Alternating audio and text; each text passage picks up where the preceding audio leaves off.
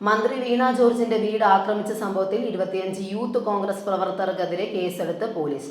നമസ്കാരം. ഈ ദിവസത്തെ ഏറ്റവും പ്രധാനപ്പെട്ട വാർത്താ വിശേഷങ്ങളുമായി ജനേകം ടോപ്പ് 10 ന്യൂസിലേക്ക് സ്വാഗതം. മന്ത്രി വീണ ജോർജിന്റെ വീട് ആക്രമിച്ച സംഭവത്തിൽ 25 യൂത്ത് കോൺഗ്രസ് പ്രവർത്തകർക്കെതിരെ കേസെടുത്ത് പോലീസ്.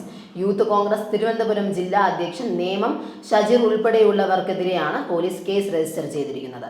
ഇന്ന് രാവിലെ ആരോഗ്യവകുപ്പ് മന്ത്രി വീണ ജോർജിന്റെ ഔദ്യോഗിക വസതിയിലേക്ക് യൂത്ത് കോൺഗ്രസ് നടത്തിയ ആക്രമണത്തിലാണ് പോലീസ് നടപടി. നിലവിൽ 5 പ്രവർത്തകർ പോലീസ് കസ്റ്റഡിയിലുണ്ട്. കേരളത്തിലെ തീവ്ര വോട്ടർ പട്ടിക പരിഷ്കരണത്തിന് ശേഷമുള്ള അന്തിമ വോട്ടർ പട്ടിക പ്രസിദ്ധീകരിച്ചു. പട്ടികയിൽ 2.69 കോടി വോട്ടർമാരാണ് ഉള്ളത്.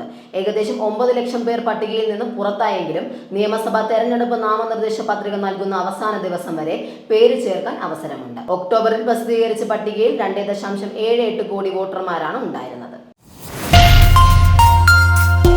പുതുയുഗ യാത്രയിൽ പ്രസംഗിക്കുന്നതിനിടയിൽ പ്രതിപക്ഷ നേതാവ് വി ഡി സതീഷിനെതിരെ രൂക്ഷ വിമർശനവുമായി UDF കൗൺസിലർ ബുഷ്ര റഷീദ്. ഇതോടെ ഇളിഭ്യനായി സതീശൻ കുറച്ച് സമയങ്ങൾക്ക് ശേഷമാണ് പ്രസംഗം പുനരാരംഭിച്ചത്. തൃശൂർ വടക്കാഞ്ചേരിയിലായിരുന്നു സംഭവം. നേതാക്കൾക്കിടയിലെ തമ്മിലടി ആദ്യം നിർത്തണം എന്നായിരുന്നു സദസ്സിൽ നിന്ന് കൗൺസിലർ വിളിച്ചു പറഞ്ഞത്. ഇതോടെ സദസ്സിലും ചിരി പടർന്നു.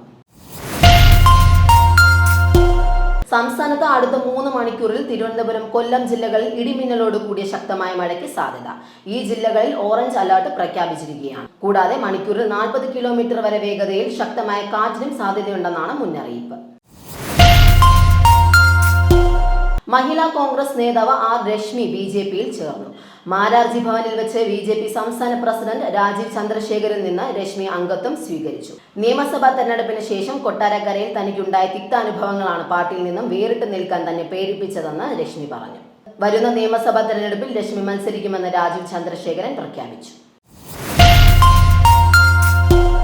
ശബരിമല സ്വർണ്ണക്കൊള്ള കേസിൽ ജാമ്യം ലഭിച്ച് പുറത്തിറങ്ങിയ തന്ത്രി കണ്ഠരര് രാജീവർക്കും തിരുവിതാംകൂർ ദേവസ്വം ബോർഡ് മുൻ പ്രസിഡന്റും കമ്മീഷണറുമായിരുന്ന N വാസുവിനും എൻഫോഴ്സ്മെന്റ് ഡയറക്ടറേറ്റിന്റെ സമൻസ്. ഇരുവരോടും മാർച്ച് ആദ്യവാരം ഹാജരാകാനാണ് ED നിർദ്ദേശം നൽകിയിരിക്കുന്നത്. സ്വർണ്ണക്കൊള്ള കേസിൽ SITയുടെ പ്രതിപട്ടികയിലുള്ള മുഴുവൻ ആളുകളെയും ED ചോദ്യം ചെയ്യാൻ വിളിപ്പിക്കുന്നുണ്ട്.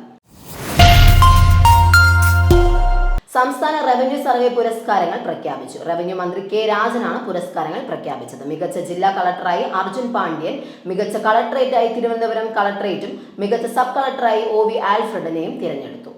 മികച്ച റവന്യൂ ഡിവിഷണൽ ഓഫീസറായി G സുരേഷ് ബാബു, മികച്ച റവന്യൂ ഡിവിഷണൽ ഓഫീസായി RDO തൃശൂരിനെയും തിരഞ്ഞെടുത്തു. സമൂഹ മാധ്യമങ്ങളിലെ ഉള്ളടക്കങ്ങളിൽ കടുത്ത നിയന്ത്രണങ്ങൾ ഏർപ്പെടുത്തുന്ന കേന്ദ്ര സർക്കാർ ചട്ടഭേദഗതി പ്രാബല്യത്തിൽ. ഉള്ളടക്കങ്ങൾ നിയമവിരുദ്ധമെന്നോ വ്യാജമെന്നോ ചൂണ്ടിക്കാട്ടി സർക്കാരോ കോടതിയോ ഉത്തരവിട്ടാൽ സമൂഹ മാധ്യമങ്ങൾ 3 മണിക്കൂറിനുള്ളിൽ ഇവ നീക്കം ചെയ്യണം. നേരത്തെ 36 മണിക്കൂർ ആയിരുന്നതാണ് കേന്ദ്ര സർക്കാർ 2021 IT ചട്ടം ഭേദഗതി ചെയ്ത് 3 കുറച്ചത്. ജാതി അധിക്ഷേപ പരാമർശം നടത്തിയ JNU വൈസ് ചാൻസലർ ശാന്തിശ്രീ ദുലിപ്പുടി പണ്ഡിറ്റിന്റെ രാജി ആവശ്യപ്പെട്ട് വിദ്യാർത്ഥി യൂണിയൻ.